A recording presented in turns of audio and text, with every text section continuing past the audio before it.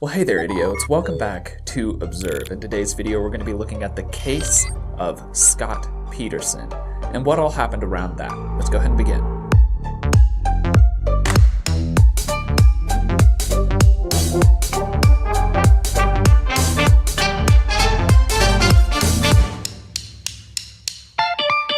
Now, with any and all true crime content, there are two possible risks to this type of content. One is that the studio who holds these interviews could claim my video and it can be taken down or all the revenue is taken away. And two, it can also be flagged as inappropriate or potentially inappropriate content by YouTube systems. So I'm going to do my best to try to be as ad-friendly as I possibly can during this, but just in case, if you would like to be able to make more true crime content like this possible, please consider following some of the links in the description below. That would include Patreon, merch, Audible, so on and so forth. All of those help out, so you kind of get to choose your pick.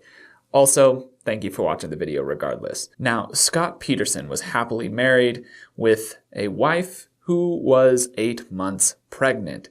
It was coming up on the Christmas of 2002, and stuff kind of went down from there. He went out on Christmas Eve to go fishing, and when he came back, his wife was missing. Honestly, there is a ton of contradictory evidence, contradictory eyewitnesses, and so once again on this case, it was boiled down to what I can see non-verbally. If you would like to be able to hear a good synopsis of the backstory of Scott, go ahead and check out Dr. Grande's video. He covers the synopsis a little bit more thoroughly than I will. Now, the footage that I am going to be reviewing is from 2003, from April of 2003.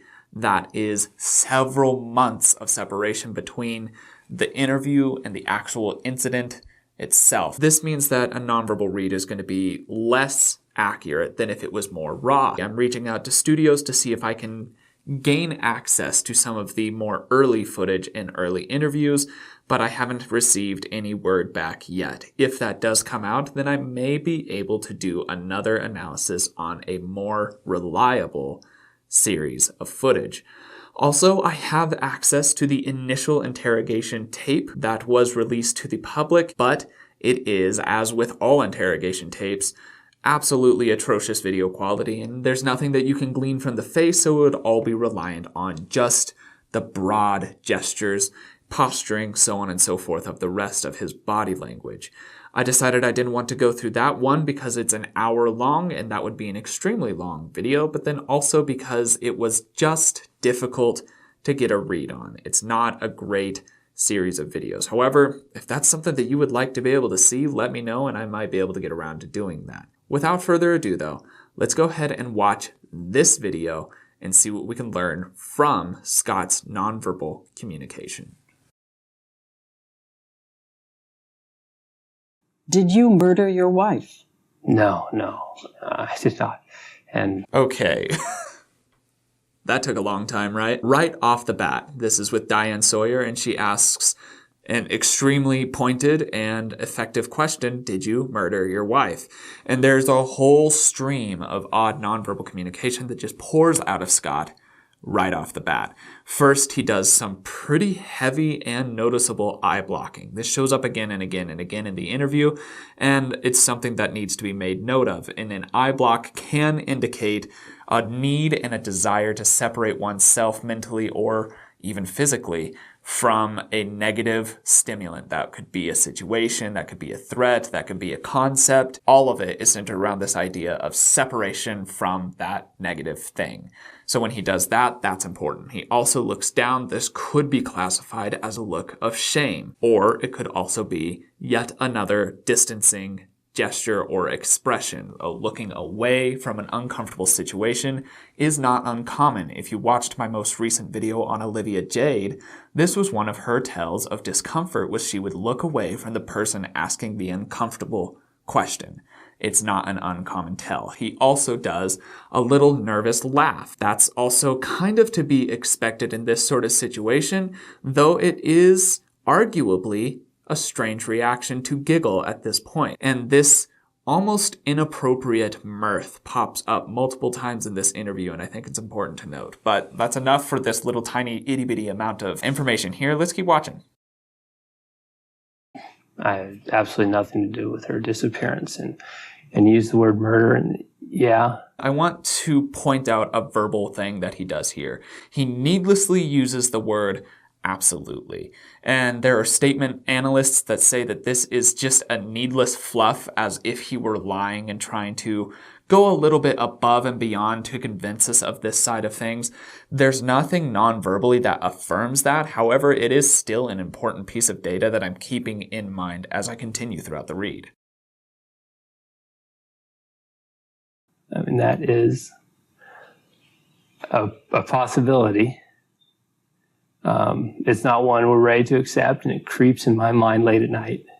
So I have watched hours and hours of footage of Scott during all the different interviews that I could possibly find, trying to establish a baseline. And from what I can tell, his baseline has this fairly neutral expression on it, with maybe a slight upturn of the corner of his mouth. That is how his face seems to rest regularly. So this is an important aspect of his baseline. So in this section, you can see that he is doing a pretty noticeable large smile. A less trained analyst would immediately look at that and be like, hey, that could be something like duping delight. But unfortunately, duping delight will usually last only a few seconds, if that. This is a prolonged expression, and it doesn't line up exactly with his eyes. You could see a little bit of action in his eyelids and eyebrow area that doesn't correlate with the smile itself. So it's not a full smile. It's not genuine glee. Now, duping delight is quite literally this mindset of glee because you have the power over the person you're lying to. That's where duping delight comes from. That's not here. It's not evident. He's smiling, but it's almost in response to the pain that you can see in his eyes. So when he's forcing this smile out, one, it's very prolonged, which is not a sign of a genuine emotion. Emotions change constantly, so when he's pushing this kind of smile consistently, that seems to be a forced expression. Now, if it's a forced expression, why is he doing it here and why is he doing it now? Well, to be very frank, many people will try to smile through pain that they're experiencing, especially emotional pain. It helps them cope. That's probably the case here. And early in the morning and during the day, all we can think about is the right resolutions to find her. So to speak on the level of emotional turmoil that he's undergoing right now, you could see the action in two primary areas. The action underneath his eyes, where you can see it's tensing up. This is very common in emotional turmoil. You're about to cry and your eyes will show that before the actual tears come. And then you could see his quite literally stiff upper lip as he's working on muscling down the turmoil that he's feeling. These are indicators of genuine emotion, not a forced cry. Well, But as you know, increasingly, in the public, suspicion has turned on you. yes, definitely. Did you ever hit her? Did you ever injure her? No. My God, no. So that was a very, very quick response, and there's two reasons that could be. Either one, that's a very rehearsed response for him. He has told himself, I'm going to respond this way regardless, or it's actually a genuine response. But it is also important to note that he looks down and off to the side. He does this, as I said, consistently throughout the interview. This look down to the side. There's not a one-size-fits-all explanation to this. It's very person-to-person based. So in this sort of situation, I can't right now say what that look down into the side is. I don't believe in the concept of directional IQs. There has been a large amount of research that has gone into disproving that specific facet of possible nonverbal communication. So I don't believe that he's trying to come up with an auditory lie or anything like that, simply because there is not enough scientific research to back that theory. So during this time, I simply do not have an answer. I have to have more data. Violence towards women is unapproachable. It is the most disgusting act to me. All right, so as I said before, if you look at the corner of his mouth during this, it continually slips upward. And this could be because of duping delight. I don't think so. It would be more likely in this scenario to be a smile of contempt. It's on one side of the face, and it's in regards to something that he is saying he doesn't like, and his body language is showing something that could reflect that.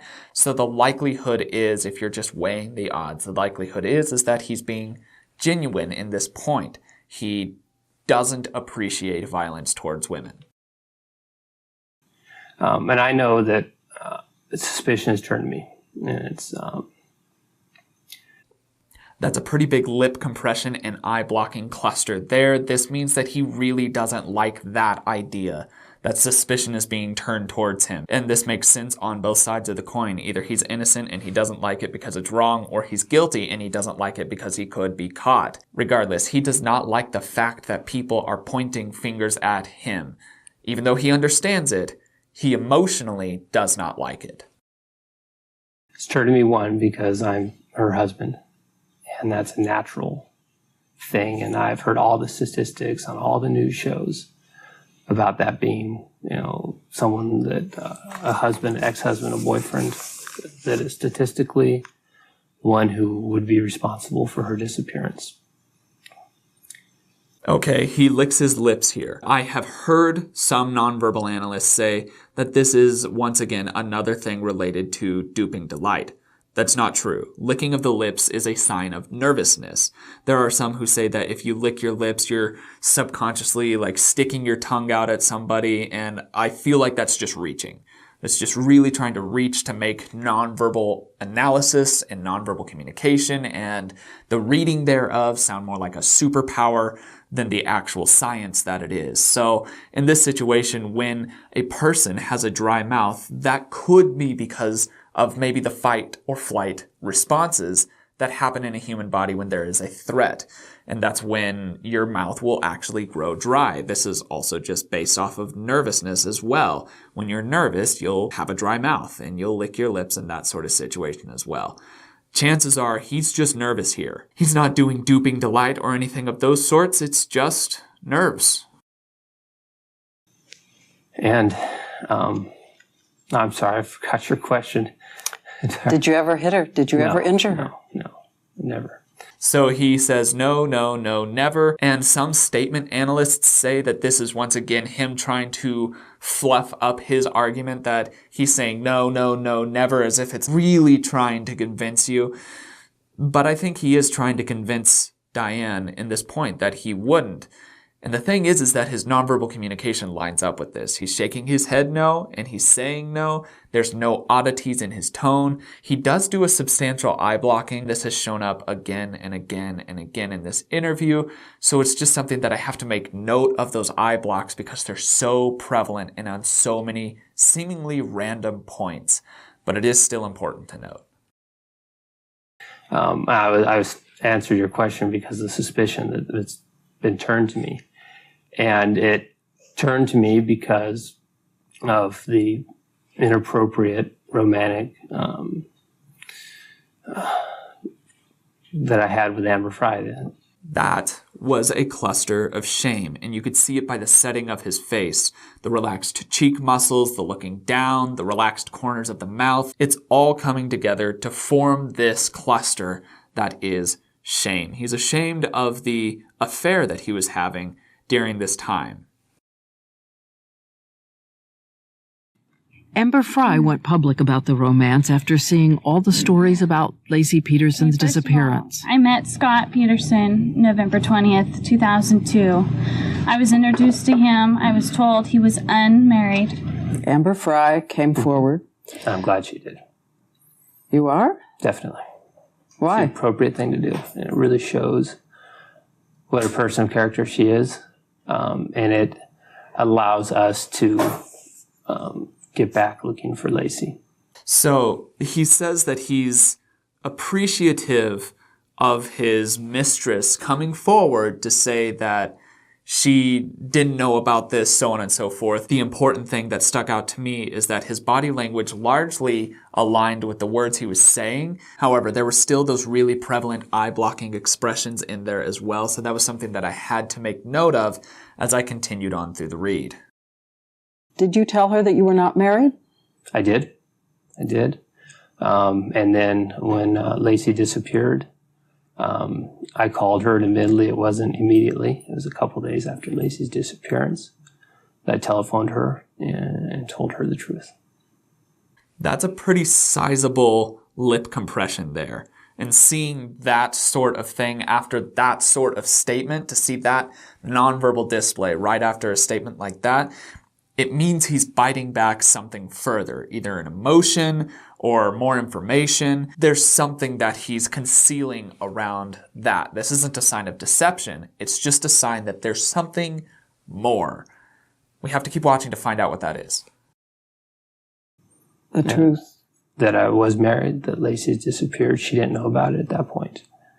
And then she contacted the police. During that time, he does a pretty sizable and odd nod. It doesn't show up in his nonverbal repertoire anywhere else, and this is just a red flag. There's not really a specific meaning behind that from what I could tell, but it is an oddity during that time. And when people are being deceitful, a lot of the times, thanks again to the fight or flight responses that your body undergoes automatically, it feels more energized, so there can be odd movements during those times. It could also have freezes during those times, because despite the popular saying of fight or flight, it's actually three. There's fight, flight, or freeze.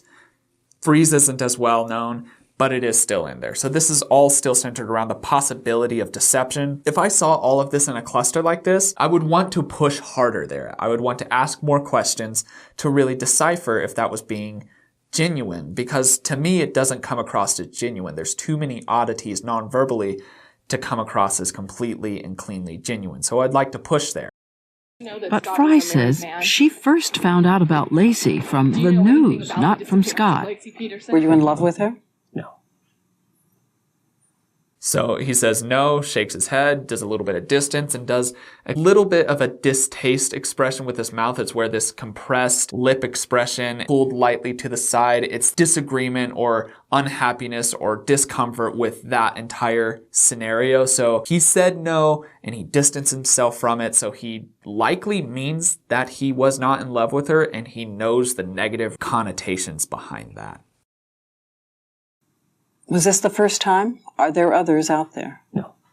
There's no one else who can come forward? No. I owe a tremendous apology to everyone. Okay, so when Diane's asking, is there anybody else? And he says, no, that's genuine. From what I can see, there's no reason for me to not believe him in that situation. And then he switches to this strained expression as if he's having to choke out these next words, where he's saying, I owe a big apology to everyone. And it feels like he's just having to say that, largely because I believe he doesn't feel that he is in the wrong as much as people see him as in the wrong on this. So when he's trying to force out this apology, you could see it all over his face in a very clear and prevalent expression of strain. Had you told anyone? Did you tell police? Told the police immediately. When? That was the first night we were together. The police, I spent with the police. You told them about her? Yeah. Once again, a huge pile of odd expressions just pouring out of him. Last time that he had this odd pile of weird expressions, it was a sign of possible deceit. And sure enough, it was. So now he's doing another pile of odd expressions with looking down, lip compressions, this weird squint with one eye looking up at her expression, a whole bunch of needless facial expressions, which last time, if we're going to go by just patterns here, last time it meant that it was a lie. So seeing this, I would assume that next time it's going to be a lie. December 24th on. That wasn't true. Sure enough, and then he also does a pretty sizable shrug at the very, very end as well, and this is insecurity. If I had seen that in that situation, that's such a massive cluster of red flags that I would want to, again, push harder, ask deeper questions, and be a little bit more pointed in that area, because it seems like it was a lie. And Scott Peterson called us after the interview to set the record straight. He said he never told the police about his affair with Amber Frye, but claims he did tell his wife. Did your wife find out about it? I told my wife. Ooh, big lip compression there as well. The lip compressions, as I just stated before, is the biting back of an emotion or further information. And in this area, it could be both. Maybe there was more to that story than he's sharing, or maybe there's a large amount of negative emotions behind that. Both of those answers are completely plausible, and they're not mutually exclusive. They can both be true. Regardless, there's more baggage behind that than he was allowing himself to say right there. When? In early December. Did it cause a rupture in the marriage? It was not a positive, obviously. It's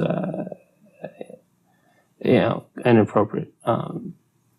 But so much eye blocking here. Just extraordinary amounts of eye blocking. It looks like he's about to fall asleep with how much eye blocking there is.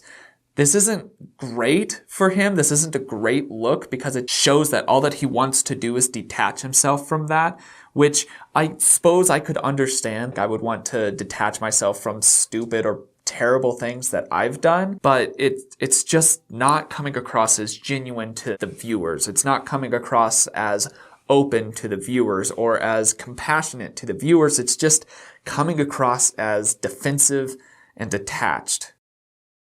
it was not something that we weren't dealing with. A lot of arguing? No. I can't say that even, she was okay with the idea. A lot of odd verbal stuttering during this, and during a nonverbal analysis, it's still very important to pay attention to the verbal side of things, and I try to keep it in mind. During these videos, I really try to strip it down and rely on as much of exclusively nonverbal communication as I can, but it's really not good to just ignore the other facets. So during this part where he's seemingly stuttering over his words, an abnormal amount, it's just striking me as odd in this instance, and also the words that he's saying don't make sense either. Now, it could be true that maybe it was just like a small setback in their marriage. Marriages all function differently. But with this sort of activity around it, that doesn't make as much sense. It feels more like he might be trying to hide some facet of it, especially with the earlier nonverbal communication, than what he's revealing on this interview. Chances are his wife was way more upset about it than he's trying to sell it as, but he knows that he can't say that it was a pretty big deal because that's way worse for him. And he doesn't want to have people looking at him. He wants to have people, and he said this himself, I don't want people looking at me, I want them looking for Lacey. That's his wife. And I don't know. I don't buy that it was just a super smooth transition for them. But it wasn't anything that would break us apart. There wasn't a lot of anger? No. Do you really expect people to believe that an 8.5-month pregnant woman learns her husband has had an affair and is saintly and casual about it? Accommodating? Makes a peace with it? Well, you don't know. No one knows our relationship but us. So he does a little bit of shrugging in there. He does a little bit of this nervous pulling of the corner of the mouth towards his ear. This is all a sign of nerves and insecurity and possible insincerity. His pitch increases as well. This is all a sign of strain. There's emotional and psychological computing that's happening here, and I frankly would like to know why. His words are true. Nobody really knows each individual marriage, but his body language isn't lining up with what he's saying, so it's striking me as odd. After all of this little segment here, I really don't think his wife was nearly as okay with it as he's trying to push it. I think she was quite upset. This doesn't look good for Scott during this time because that can be pretty incriminating for him. This is another oddity in his baseline. This can be a sign of deceit. If he said it was the right thing, he shook his head no, and the corner of his mouth was pulled down in this expression here. That doesn't lend towards his innocence in this sort of situation. It doesn't lend towards his side of the story on this. And then he produces this over-the-top adjective for their relationship. It doesn't seem plausible to me. Something seems off.